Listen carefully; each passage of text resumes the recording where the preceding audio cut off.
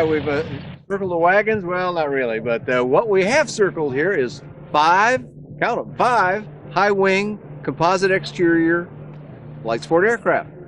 We kind of feel like if you're looking for a high wing, these might be any one of them, your choice. So we've got quite a selection here for you. We'll kind of go around the circle here and look, but as we do our little dance here, you'll get to see them all first. And let's start over here with this one.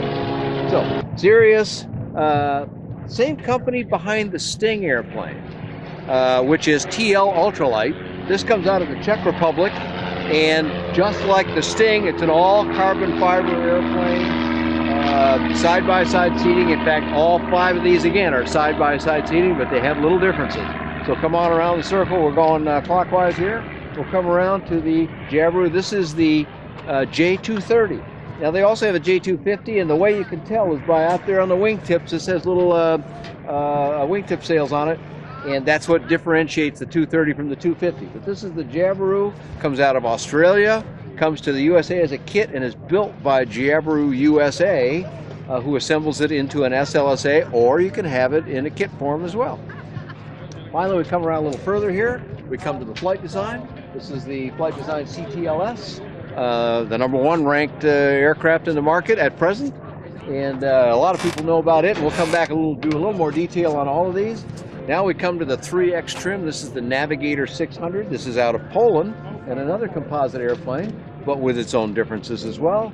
And finally, back here on the end of our little circle of 5 is the FK light planes, FK9, and this is the Mark IV. They have a Mark V out too. It looks very similar to this, and this one is also. They're all 5 of them composite exterior airplanes, and I'm using that second word while we're looking at this one because as you look inside the windscreen there, you can see some steel components. That's because this has what the Europeans call a space frame, what we would call a welded steel structure underneath the composite. So we kind of come around back to the beginning again here. We're back to the Sirius now. So these are all light sport aircraft. What are they using to power them? Well, most of them, this is very typical here. We've got 5 airplanes arranged. 4 of them have the same kind of engine, and 1 of them has a little different engine. Let's take them one at a time. First of all, we're back to the CTLS from Flight Design.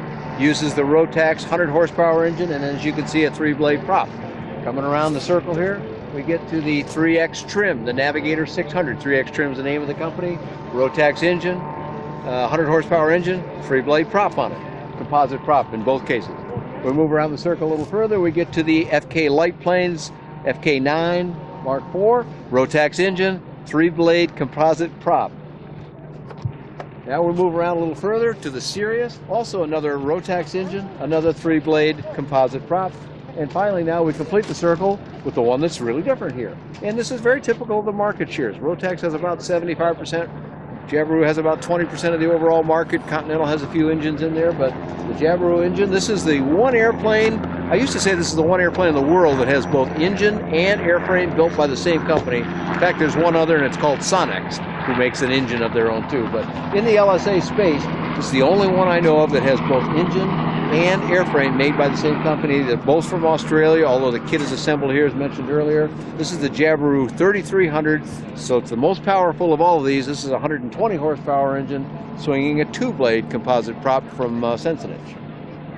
Now, seating arrangement in these airplanes, Dan? Well, once again, all the way around the whole circle here, all side-by-side seating. As to controls within those seats, a little bit of difference. So let's start over here with the Jabiru, and then we'll end up with the one that's a little different than the others. Side-by-side seating, dual joystick controls. One of the distinguishing characteristics of this airplane in particular is that this in Australia, where the airplane comes from, is a 4-seat, can be a 4-seat airplane. So it's got a voluminous cabin in it with a 3rd door on it. It's the only one here with 3 doors on the side on the airplane. And that's because it's a 4-seater. In some conditions, of course, for light sport, it can only be 2. So you got a lot of room in this airplane. It may look small. You have to get in it, and you'll see it's not that small, especially in total cabin volume. Side-by-side joystick control. Nose wheel steering. Another one with nose wheel steering. Side-by-side joystick control. This is the CTLS from Flight Design. Huge cabin, 49-inch cabin, 10 inches wider than a 172. Lots of comfort in there. And the CTLS model has expanded the cabin volume. It's not quite as big as the Jabiru, but it's got a lot of new space in there compared to their earlier SW model, which was a little more sports car-like.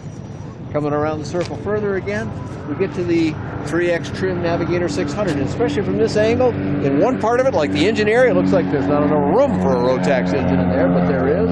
But it does give you an idea that although the plane looks small, the cabin volume is quite good. Side-by-side, joystick control, nose wheel steering. Behind us here, the FK9 Mark IV model, Mark V model also coming into the country. Again, the Rotax 3-blade we mentioned earlier. Side-by-side seating, dual joystick control, nose wheel steering. The one that's different among the 5 here is the newest one, also the Sirius. This just was introduced to the market about a year ago now, I think. And it has side-by-side seating, but it has dual yoke controls, but it also has a difference. You're going to have to help me out with that, but it had an arrangement so that it was kind of a side stick. It had a yoke on the one side that you could operate as a conventional yoke, and then it just had a stick came out of the dash, and you just moved the stick left and right. So like the Cirrus thing. Like the Cirrus. And what Cirrus people, the Cirrus design folks that make the SR20, SR22, call that a side yoke, not a side stick. And the difference would be a stick would go this way and this way. And in theirs, it actually goes back and forth, just like a yoke does. And then you just turn your wrist to do the lateral action. And that's what this airplane can offer if you don't want the two-handed yoke. So, if you want to get some more information on all 5 of these airplanes, we'll come back to a central source here in a moment when we're done, but let's take them one at a time. The Jabiru is usjabiru.com, and Jabiru is Jibiru.com, usjabiru.com. All the information on their several airplane models that they make, and the engine that they also sell, which they, by the way, also sell to other companies. Flight Design. There's flightdesign.com, that's the German company, or flightdesignusa.com, that's the American company. Both have lots of information on it. Flightdesignusa.com. Coming around to the 3X trim, it's 3xtrimlsa.com. Now that's literally the number 3, the letter X, trim, just like automotive trim or something, lsa.com. So 3xtrimlsa.com.